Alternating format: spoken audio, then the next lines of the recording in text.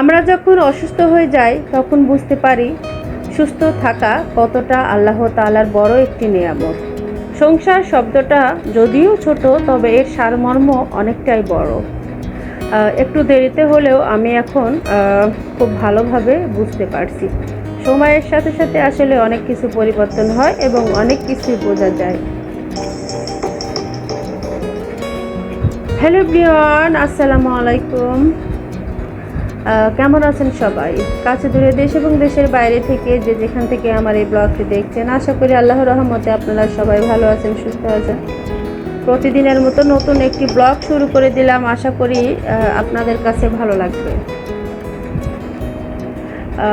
আমি তো জানি না আমার আজকের ব্লগটি কে দেখছেন, তো আপনাদের কাছে একটা রিকোয়েস্ট থাকবে যে প্লিজ একটা লাইক দিয়ে ভিডিওটি কন্টিনিউ করবেন।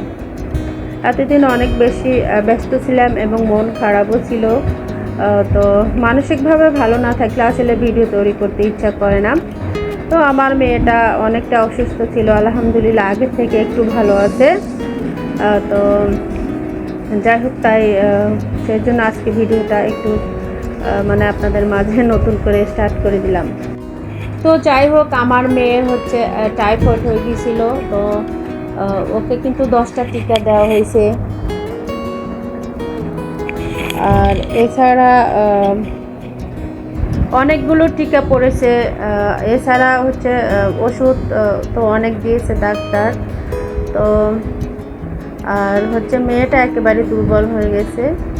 ডাক্তার বলেছে ওকে খাবার মানে তরল খাবার, যেমন বেশি বেশি করে ফ্রুট, দুধ, ডিম এগুলা খাওয়াতে বলেছে। আমার মেয়েটা না আসলে বেশি কিছু খেতে চায় না, সমস্যা এখানেই। তো ও হচ্ছে এখনও সেই ছোট বাচ্চার মতো, ওকে একটু খাওয়াই দিলে খায়, এছাড়া কিন্তু খেতে চায় না। যাই হোক, আপনারা দোয়া করবেন, আপনাদের দোয়া এবং আশীর্বাদে আমার মেয়েটা কিন্তু আগের থেকে অনেকটা বেটার আছে। তো আমি তো আপনাদের জন্য সবসময় মন থেকে দোয়া করি। আসলে হয় কি, ছেলে মেয়ে অসুস্থ থাকলে নিজের কাছে কোনো ভালো লাগে না বা কোনো কাজকর্ম করতে ইচ্ছা করে না। এতদিন আমার সব কাজ অগোছালো ছিল, মানে কোনো কিছুই করতে ইচ্ছা করছিল না। আমি কিন্তু সব কিছু মানে ভুলে গিয়েছি, মানে এই যে এখন একটা কাজ করতেছি, কি করব মানে মানে ভুলে যাইতাম আর কি। এটা হয়েছে আসলে অতিরিক্ত মানসিক চাপের কারণে। তো মেয়েকে নিয়ে এতটা চাপে ছিলাম যে আমি আসলে যাদের বাচ্চারা অসুস্থ হয় তারাই আমরা জানি, মায়েরা অনেক বেশি হচ্ছে সংসার নিয়ে ফাইট করতে হয়। তো আর আমার তো আরও বেশি, কারণ আমি নিজের সংসারের কাজকর্ম নিজেই করি। এই যে টেবিলের উপর যে গোছাইছি, আসলে অনেক বেশি ময়লা হয়েছিল, মানে এই যে উপরে যে জারগুলো, এগুলোর মধ্যে অনেক ময়লা ছিল। তো এত ব্যস্ত ছিলাম যে এগুলো যে একটু ক্লিন করবো সেই সময়টুকু পাইনি। আজকে হচ্ছে দীর্ঘ 13-14 দিনের মতো হবে। তো আমি একটু রিল্যাক্স মনে কাজকর্ম করতে পারতেছি। আর আমার মেয়েটাও একটু খাচ্ছে। এই কয়দিন তো ভাত বলতে কোনো কিছু খাইতে পারে নাই, শুধু হচ্ছে একটু স্যুপ খেয়েছে, সাবুদানা, তারপর ফল ফ্রুট খেয়ে ও ছিল, তারপর স্যালাইনের পানি, ডাবের পানি এগুলো খেয়েছে। আর মাঝে মাঝে স্যুপটা খেতে চায় না, ডিম খেতে পারে না, মাংস নাকি ওর কাছে গন্ধ লাগতো, বমি হয়েছিল ভীষণ ভীষণ। আসলে টাইফয়েড এতটা মারাত্মক, কী বলবো, যাদের হয়েছে আমরা তারা জানি।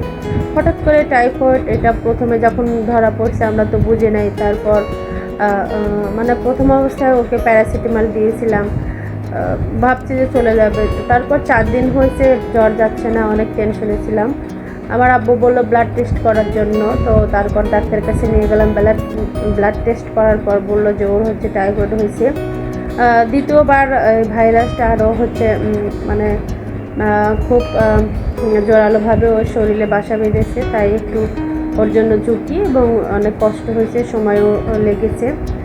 টিকাগুলো আসলে যখন নিয়েছে ওর হাতটা পুরোটাই জালি জালি হয়ে গেছে, এতটা কষ্ট। ও যখন টিকা দিচ্ছিল, বিশ্বাস করবেন না আপনারা, আমার মনে হচ্ছিল যে আমাকে মনে হয় টিকা দেওয়া হচ্ছে, মনে হয় আমার হচ্ছে হার্ট ফোটা করে দিচ্ছে কেউ।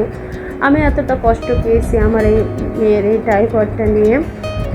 আমি মানসিকভাবে, শারীরিকভাবে অনেক অসুস্থ এবং অনেক মন খারাপ। তো যাই হোক, তারপরে মহান আল্লাহর কাছে অনেক অনেক শুকরিয়া যে এখন আমার মেয়ে এত কষ্টের পর এত এত বড় একটা ঝুঁকি এবং রিস্কের পর আমার মেয়ে আলহামদুলিল্লাহ আল্লাহর রহমতে এখন একটু ভালো আছে। তবে এখনও ঝুঁকি যায় নাই, এখনও মেডিসিন চলতেছে, আবারও ব্লাড টেস্ট করাবো তারপর হচ্ছে 3 মাস পর যে আরও 3টা টিকা বাকি আছে, সেগুলো হচ্ছে ডক্টর দেওয়ার জন্য বলছে, আর বলছে আবারও ব্লাড টেস্ট করাচ্ছে যে ভাইরাস ওর শরীরে আছে কিনা। তো আমি যেহেতু এত কষ্ট পেয়েছি আমার মেয়েটাকে নিয়ে, তাই বলছি যে সকল আপু ভাইয়েরা আমার ভিডিওটি দেখবেন অবশ্যই আপনাদের ছেলে মেয়েদেরকে একটু সাবধানে রাখবেন, যাতে ওদেরকে মশা না কামড়ায় বা বাইরের যে ডাস্টবিনের যে ফুচকা মানে এই অস্বাস্থ্যকর খাবার থেকে বা দূষিত পানি থেকে টাইফয়েড সৃষ্টি হয়, এগুলো আসলে আমাদের জানতে হবে। তো পানিবাহিত রোগ বলতে পারেন টাইফয়েড, পানি থেকে এটা হয়। আসলে জীবাণু তো দেখা যায় না, তাই না? তো যখন শরীরে প্রবেশ করে তখন আমরা বুঝতে পারি যে কতটা ভয়ঙ্কর। প্রত্যেকটা মুহূর্তে আমাদের শরীরে নতুন নতুন জীবাণু প্রবেশ করে, নতুন নতুন মানে রোগ ব্যাধির সৃষ্টি করে। তো এগুলো থেকে সুরক্ষা পেতে অবশ্যই আমাদেরকে ফুল হচ্ছে বডি ভালো রাখার জন্য নিয়মিত ঘুমানো বা শরীরচর্চা করা, ব্যায়াম করা, ভালো পুষ্টিকর খাবার খাওয়া, ন্যাচারাল খাবার খাওয়া অবশ্যই এদিকে খেয়াল রাখতে হবে। বাচ্চাদেরকে একটু বাইরে নিয়ে যাওয়া, হাঁটাহাঁটি করা বা তাদের পুষ্টিকর খাবার দেওয়া, এগুলোর দিকে নজর দিতে হবে। যাই হোক, অনেক কথা বলেছি, এখন আমি হচ্ছে ভিডিও রিলেটেড কথা বলি। আমি একটু পটলের ভর্তা বানিয়ে নিব, এরকম ভেজে করলে ভালো লাগে খেতে। তো আজকের ভিডিওটি মূলত সাজিয়েছি হচ্ছে আমি কিছু আমার সংসারের জন্য হালকা পাতলা শপিং করেছি, আর হচ্ছে টেবিলের উপরে একটু সুন্দর করে গুছিয়ে নিলাম। তারপর রান্নাবান্নায় সব কিছু মিলিয়ে আমার আজকের ব্লগটি সাজিয়েছি। আশা করি আপনাদের কাছে একটু হলেও ভালো লাগবে। পটলের ভর্তা খেতে কার কার ভালো লাগে বলেন তো, অবশ্যই কমেন্ট করবেন। এত মজা হয়েছিল এই ভর্তাটি। ভিডিওর মধ্যে অনেক ভুল ত্রুটি হয়, প্লিজ আপনারা ক্ষমার সঙ্গে চোখে দেখবেন। আবার আমার আম্মু তো বাড়ি থেকে সিলেটে শনিবারে উনি গেছে, শুক্রবারে রাতে গাড়িতে উঠেছিল, উনি অসুস্থ ছিল, একটু ডায়রিয়া হয়েছে, ওই অবস্থায় মানে চলে গেছে। নিষেধ করার পরও শুনে নেয়। আমার আম্মুর জন্য সবাই দোয়া করবেন। এখন শুনতেছি যে একটু বেশি হয়ে গেছে, খুবই টেনশন লাগতেছে। আসলে আল্লাহ তাআলা এত কেন পরীক্ষা করেন আমাদেরকে, আমি বুঝতেছি না। তো একটার পর একটা মানসিক চাপ এবং দুঃখের দুঃসংবাদ শুনে না, এগুলা খুব মানে মেনে নেওয়া যায় না, খুবই খারাপ লাগে।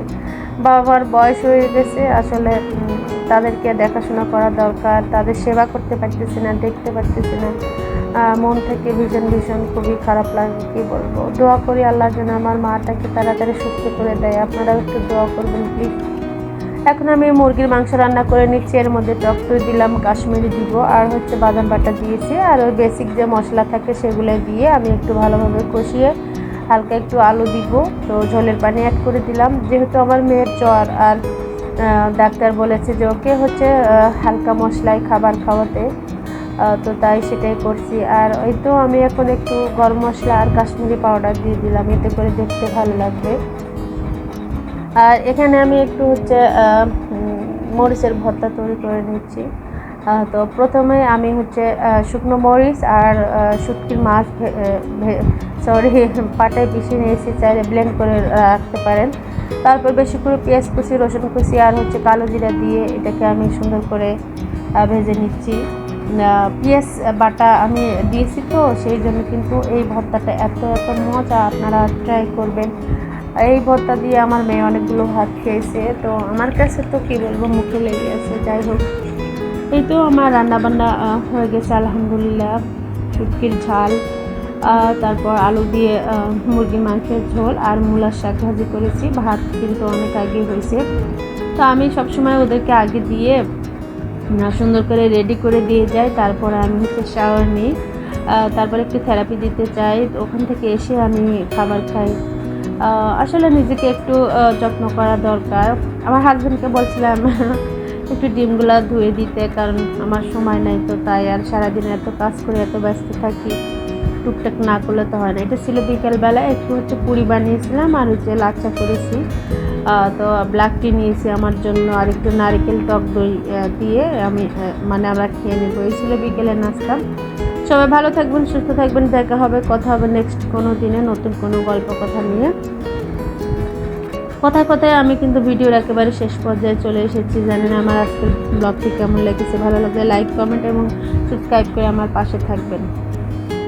যারা এই কাজটি অলরেডি করেছেন তাদেরকে অসংখ্য ধন্যবাদ। ফেসবুক পেজ থেকে যারা